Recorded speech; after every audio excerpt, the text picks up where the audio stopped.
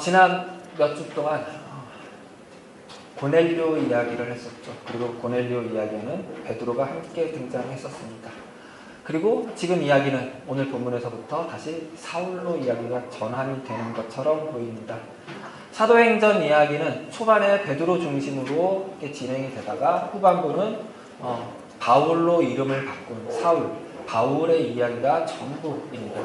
그리고 그런데 이제 이 이야기가 베드로에서 바울 이야기로 갑자기 한 번에 확 바뀌는 것이 아니라 이 두 인물 사이의 이야기들이 교차적으로 이렇게 소개되다가 나중에 이제 바울로 이렇게 전적으로 변하게 됩니다.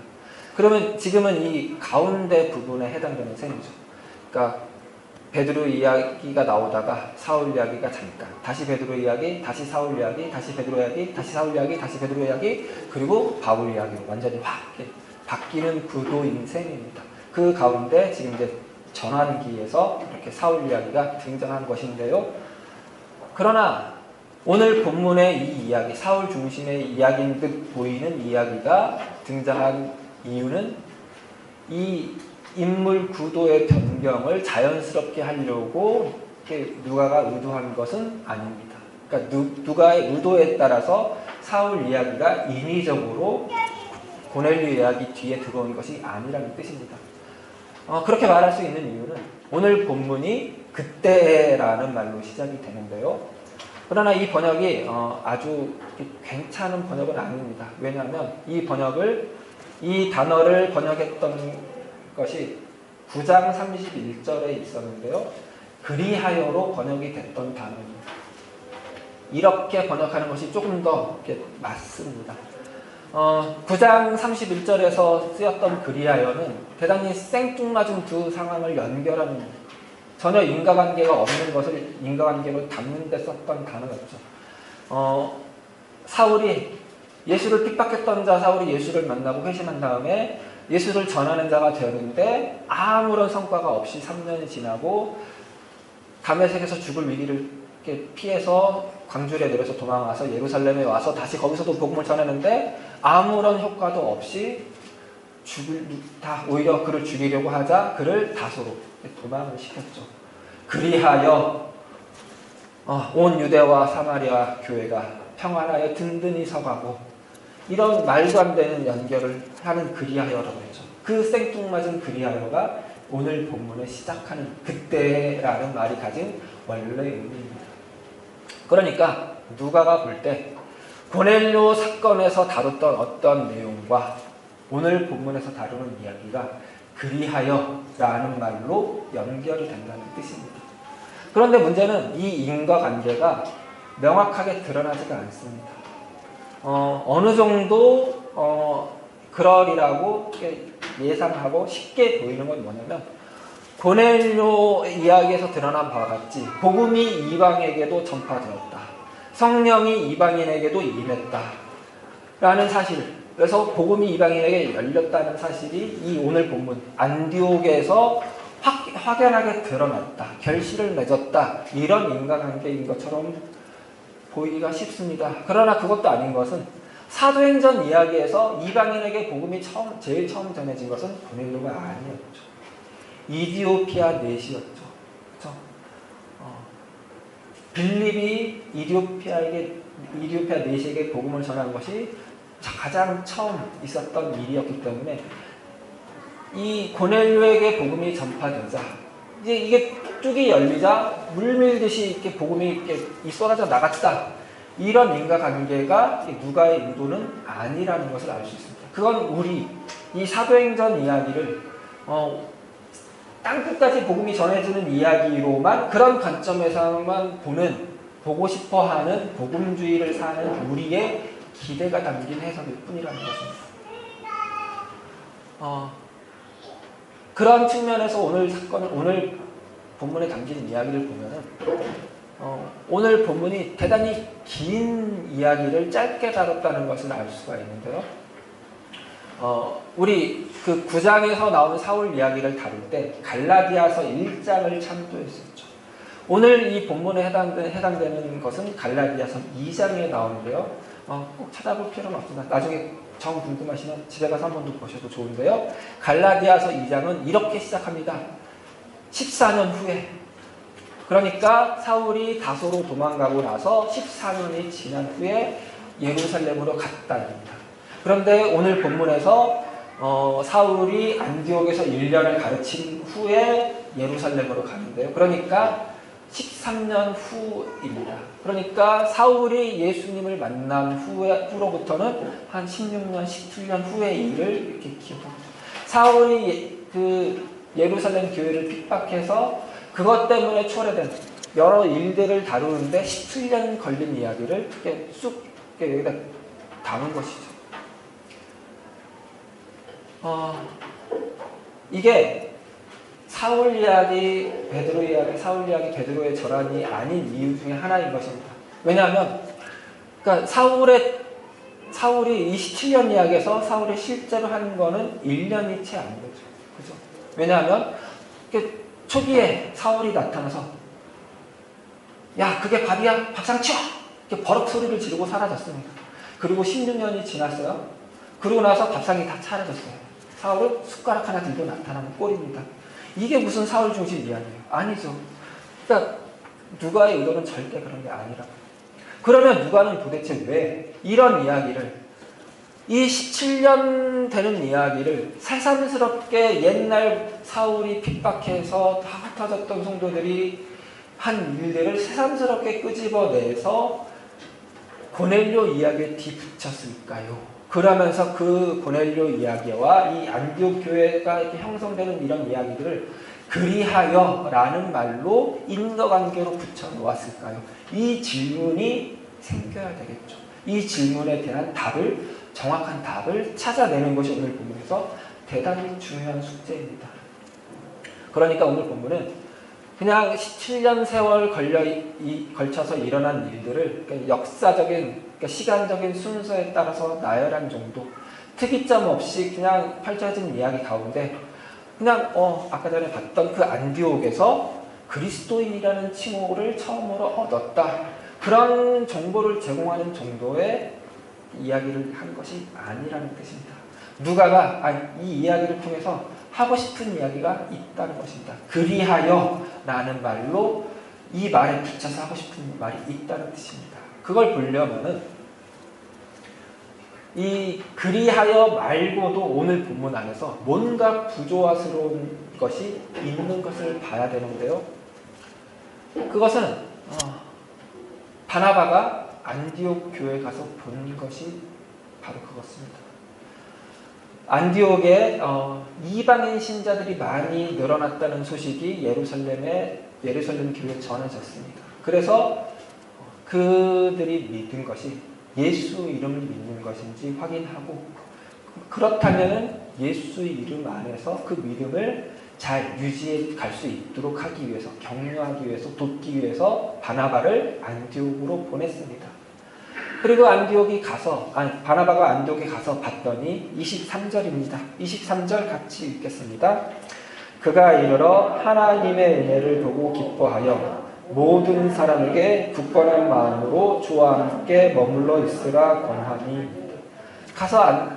안디옥에 가서 바나바가 본 것은 하나님의 은혜입니다. 그래서 보고 기뻤답니다. 그리고 뭘 했다고요? 권면을 했습니다.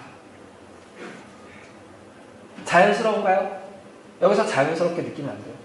이 너무 교회 기독교적인 용어들에 익숙해져 가지고 이런 것들이 나열되는 게 당연하다고 느끼면 돼요. 이건 자연스러운 게 아니죠. 자, 보세요. 앉으세요. 모두 다. 앉으세요. 지금 미쳤나 싶죠? 우리 목사가 젊은데 헛게 보이나. 누가 서 있는 사람이 어디 있다고 앉으라고 저러나 싶죠? 제가 앉으세요 해야 되는 상황은 어떤 상황이에요? 여러분이 서 있는 상황이죠. 그렇죠? 지금 제가 만약에 권하면 모두 일어서겠습니다. 그러면 무슨 일이야? 그러면서도 일어나셨겠죠. 그렇죠? 지금 바나바가 뭐라고 권면을 했다고요?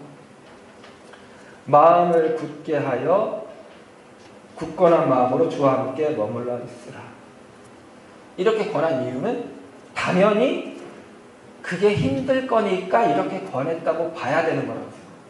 굳건한 마음으로 주와 함께 머물러 있기가 힘들었나 보구나, 이런 의심을 일단 이런 걸 보면 해야 된다. 그런 상황에 맞는 권면을 했겠죠. 그런데 바나바가 본 것은 뭐라고요? 하나님의 은혜를 기뻐했다. 그런데 왜 그런 권면을 했을까요? 이제 어쨌거나 그런 권면을 할 필요가 있는 정황이라고 느껴져서 그는 그런 권면을 한 것 같습니다. 그런데 그는 아주 착한 사람이고 성령과 믿음이 충만한 사람이어서 그런 방법으로 권면을 했던 것 같습니다. 그랬더니 믿는 자의 수가 더 많아졌습니다. 그 더 많아진 사람들에게, 그 더 많아진 사람들도 기존에 믿었던 사람들과 똑같이 같은 정황에 있습니까? 다시 말하면 굳은 마음으로 예수께 붙어있기가 힘든 정황에 있으니까 또 같은 권면을 해야 되겠죠. 그런데 그게 혼자서는 벅차니까 다소에 있는 사울에게 갔습니다. 아까 지도 보셨죠? 안디옥에서 다소까지 거리가 만만치 않은 거리입니다. 한 400km 넘는 거리인데 그 거리를 안디옥 교회를 잠시 제껴두고 버려두고 직접 가서 사울을 데려오는데 아마 대단히 설득을 했을 것입니다. 그런데 사울이 와서 한 일은 뒤에 보니까 가르친 것입니다. 1년 동안 가르친 것인데요. 그러니까 바나바가 사울에게 좀 가르쳐달라 하면서 데리고 온 거겠죠. 이 대목에서 우리가 또 쉽게 하는 오해는 뭐냐면 사울은 나중에 바울이 되어서 바울 서신을 남기죠. 여러 교회에 서신을 남긴 것이 신약 성경이 되었죠. 그런데 그 바울 서신의 내용들은 신학적으로, 교리적으로 정말 치밀하고 탄탄하죠.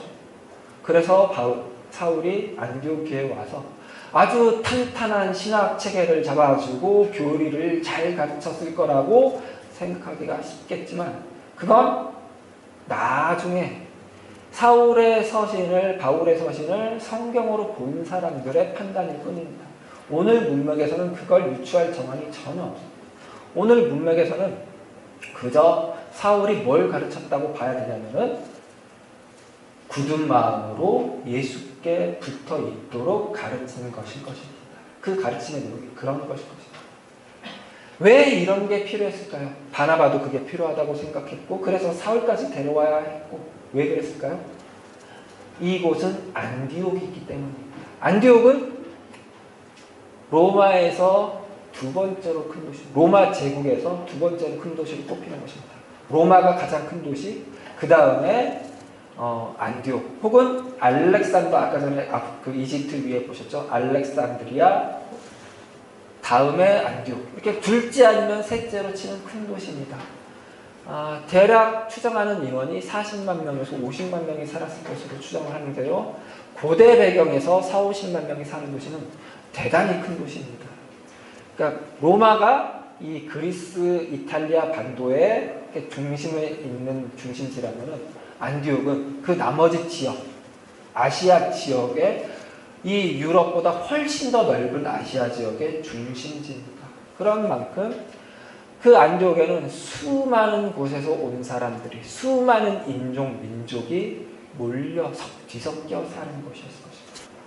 그리고 중심지이니만큼 헬라 문명의, 헬라 철학의, 헬라 종교의 가장 탁월한 것들이, 가장 발달된 것들이 안디옥에서 펼쳐져 있었을 것입니다.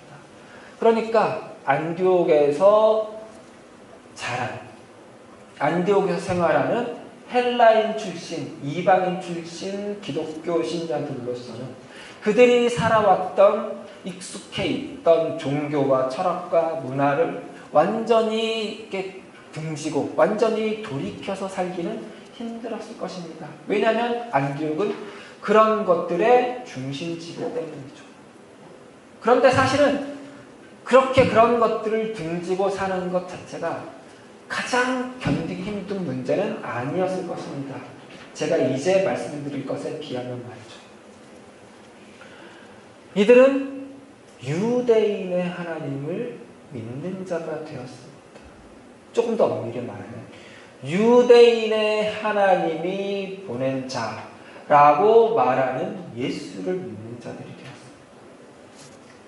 그런데 유대인은 다른 모든 당대의 다른 모든 민족과는 달리 신은 한 분뿐이라고 주장하는 이상한 자들입니다.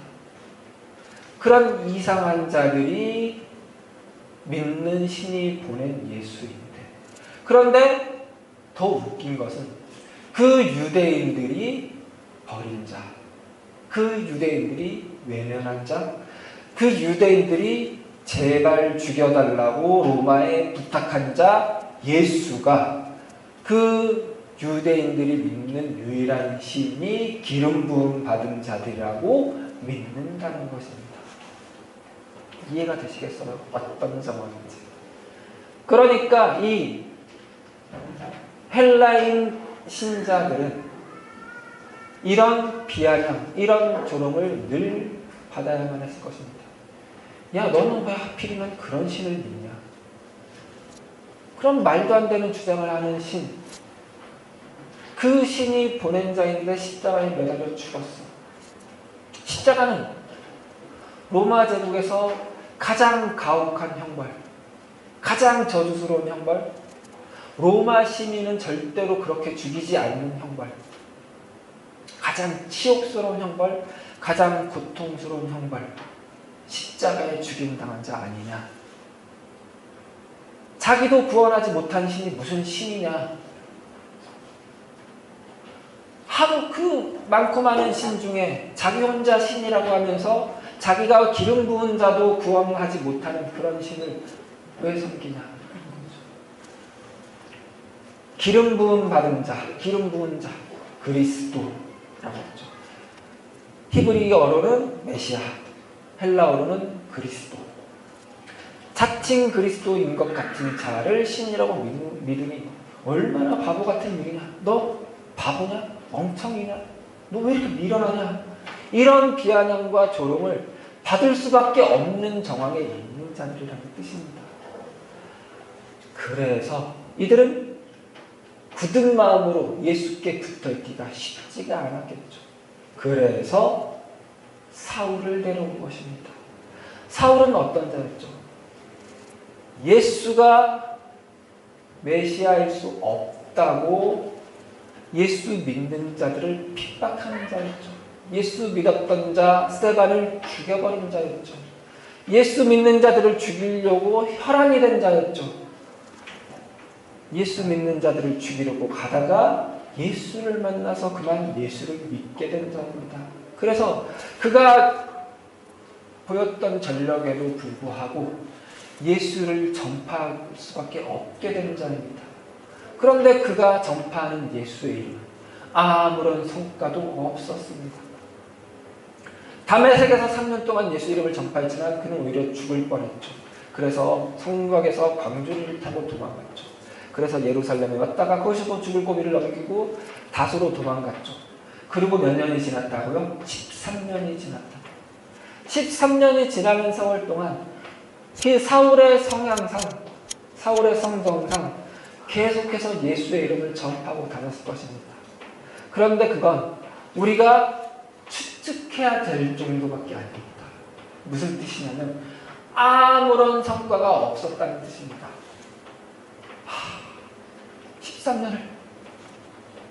13년을 그러고 다녔는데 아무 일이 일어나지 않았어요. 어떻게 그렇게 살았을까요?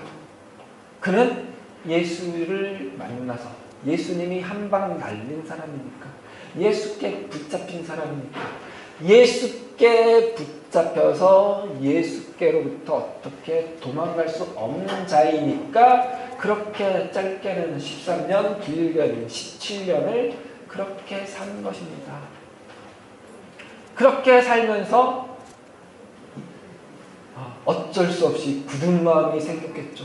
어쩔 수 없이 예수께 붙잡힌 사람으로, 예수께 붙들린 사람으로 살았겠죠. 지금 바울이 그거 전수해달라고 부른 거죠. 이런 말도 안 되는 정황을 살면서, 이런 미련한 것 같은 선택한 정황을 살면서 그걸 굳은 마음으로 예수께 붙들려 살려면 거기에 너만큼 잘하는 사람이 어디 있냐? 너만큼 적당한 사람이 어디 있냐? 네가 그렇게 살아온 거 가서 알려줘라. 인 거죠. 그래서 사울이 따라가서 가르쳤습니다.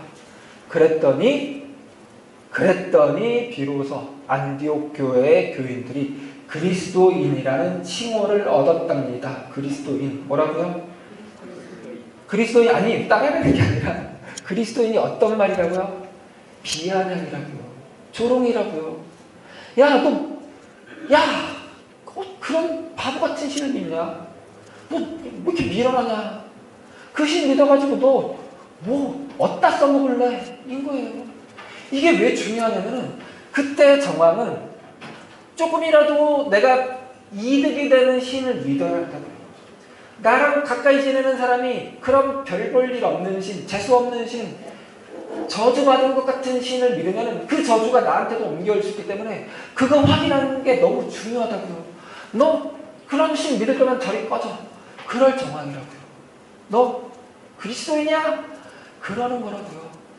그런데 사울이 안디옥에 가서 그 사울의 경험을 전해주자 안디옥 교회 헬라인 이방인 신자들이 자기를 예수는 그리스도라고 믿어.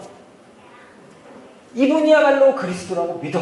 이분이야말로 하나님이 기름 부은 자라고 믿어. 하나님이 우리를 구원하려고 보낸 자라고 믿어. 라고 말하는데 망설이지 않고 서슴없이 담대하게 외치는 자가 되었다는 것입니다. 그래서 야 저들은 그리스도인들이야 라고 말하게 되었다는 거죠.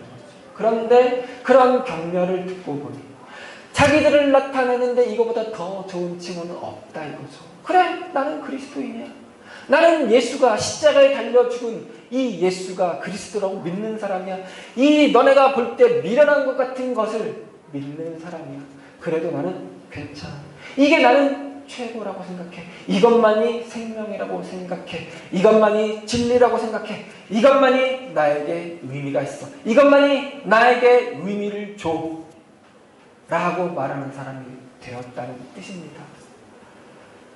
그 증거로 이제 그 아가보라고 하는 선지자가 나타나서 흉년을 말하자 이들이 어떻게 대처했는지 보여주는 이야기를 그 증거로 제시합니다. 누가가 헬라 문명에서 어떤 예언자들이 나타나서 예언하는 것은 너무 흔한 일입니다.